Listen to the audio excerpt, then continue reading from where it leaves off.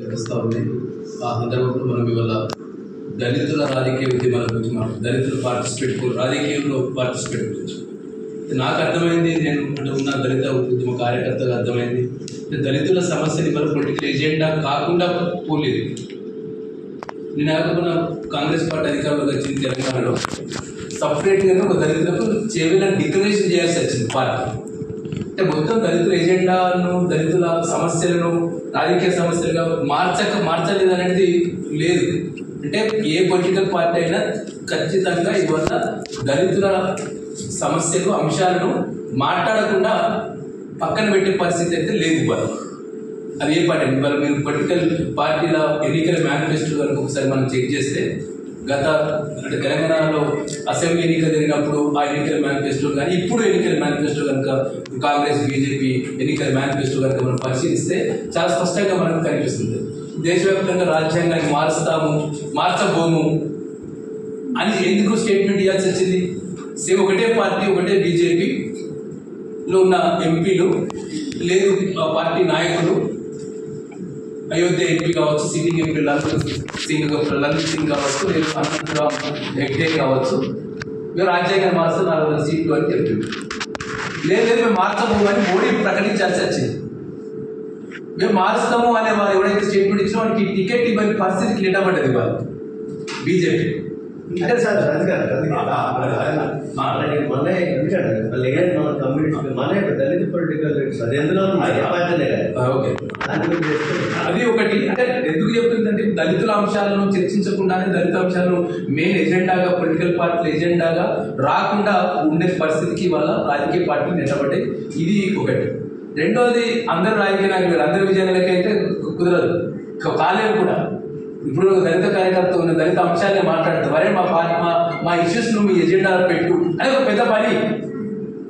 ఇప్పుడు బాబాసాహెబ్ అంబేద్కర్ కోరుకున్నట్టు దళితులకు రిజర్వేషన్ కావాలి, పొలిటికల్ రిజర్వేషన్ కావాలని చెప్పాడు. కానీ అదేమి బాబాసాహెబ్ ఆకాంక్షించినట్టు రాలేదు ఇవాళ. ఇప్పుడు ఎవరైతే పొలిటికల్ పార్టీలో దళితులు ఎమ్మెల్యేలుగా ఎంపీలో గెలుస్తున్నారో వాడు దళితులకు కులం పేరు వాడుకుంటాం తప్ప దళితులు రిప్రజెంట్ చేయట్లేదు. దళిత ఇష్యూస్ అడ్రస్ చేయట్లేదు. ఎక్కడ కూడా ఒక సింగిల్ పాయింట్ గా వాడి పార్టీ ఎజెండాని మాట్లాడుతుంది తప్ప వాడు ఎక్కడ దళితుల అంశాలను మాట్లాడతలేడు. ఇప్పుడు మనం ప్రతిసారి పోయి దళిత ఎమ్మెల్యేలకు టికెట్ ఇది ఇవ్వమని ఎందుకు ఇవ్వమంటే మనకు తెలుసు వాడు మాట్లాడాలి. కనీసం ఎస్సీ ఎస్టీల ఎజెండా మాట్లాడు అసెంబ్లీలో అని చెప్తే కూడా వాడి వాళ్ళు మాట్లాడిన పరిస్థితి. పోయినసారి అని కొందరు మొత్తమే మాట్లాడకుండా లేదు. ఇప్పుడు లాస్ట్ ఇయర్ మేము సీతక్కను ఎవరు మన బట్టి విక్రమని కలిశారు. ఎస్సీ ఎస్టీ సప్లా నిధులు దారి పడుతున్నాయి, మాకు ఒక వివరాలు కావాలి అని ఒక లెక్క ఇస్తే అసెంబ్లీ చర్చ జరిగింది. This is a politics. ఇది కూడా పాలిటిక్స్. అంటే ప్రత్యక్ష రాజకీయాల్లో ఉండడం ఒకటి, అది ఒకటే పాలిటిక్స్ కాదు.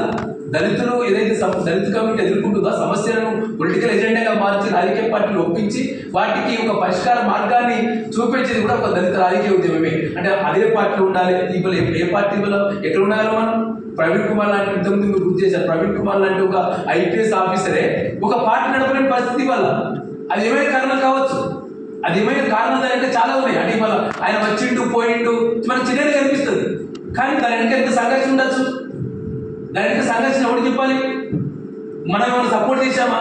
ఇప్పుడు అన్న ఒక మాట్లాడిండు ప్రవీణ్ కుమార్ ఇదంతా దళిత కమిటీ తిడతాడంటాడు. తిడుతున్నాడు. మొన్నటి వరకు తిట్టే అవకాశం ఉంది. బీఎస్పీ ప్రెసిడెంట్ ఉన్నప్పుడు తిట్టే అవకాశం ఉంది. బీఆర్ఎస్ పోయినాక తిట్టే అవకాశం లేదు.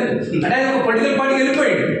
అంటే ఒక బుర్జువా ఒక అప్పర్ క్యాస్ట్ పొలిటికల్ పార్టీకి వెళ్ళిపోయిన తర్వాత ఒక కమ్యూనిటీ సింగిల్ కమ్యూనిటీ తిట్టేది లేదు. దళిత కమ్యూనిటీనో లేదో ఎస్సీ ఎస్టీ బీసీలో తిట్టే అవకాశం లేదు. ఎందుకంటే నువ్వు పొలిటికల్ పార్టీకి వెళ్ళిపోయాడు.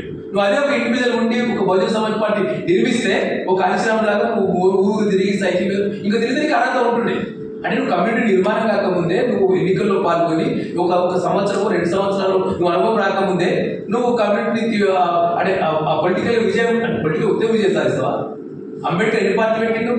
ఇండిపెండెంట్ లెవెల్ పార్టీ పెట్టలే, తర్వాత షెడ్యూల్ కాస్ట్ ఫెడరేషన్ పెట్టలే, తర్వాత చివరికి ఏం చెప్పిండు? ఆర్పిఐ పెట్టారు. అంటే ఇంత సంఘర్షణ బాబాసాహెబ్ ఎదుర్కొన్నప్పుడు మనలాంటి వాళ్ళని చాలా ఒక సర్పంచ్ సుధాకర్ చెప్పిండు. సర్పంచ్ కావాలన్నా ఒక ఎంపీటీసీ కావాలన్నా లేదా ఒక ఎంపీ ఎమ్మెల్యే కావాలన్నా నువ్వు ఎక్కడో కొనికిస్ కాదు. నువ్వు ఎవరు డబ్బులు ఉంటే నీకు టికెట్ ఇస్తాడు. ఆ పార్టీ కూడా డబ్బు లేకపోతే ఎవరికి టికెట్ ఇవ్వడు. ఎందుకు విజయానికి ఇప్పటివరకు ఎమ్మెల్యే కాలేదు? జడ్పీ దగ్గర ఆగిపోయిన పరిస్థితి నాకు తెలిసి డబ్బు లేకపోవడమే. డబ్బు లేకపోవడం, అదే డబ్బులు ఉంటే పెద్ద లీడర్ అయితే ఇవ్వాలి, ఎమ్మెల్యే ఎప్పుడో కావాల్సినట్టు ఆయన. కాబట్టి అంటే మనము పాలిటిక్స్ మాట్లాడుతూ అంటే దళితుల ఎజెండా మాట్లాడడం కూడా ఒక దళిత్ పాలిటిక్సే అనేది నేను నమ్ముతాను. Thank you.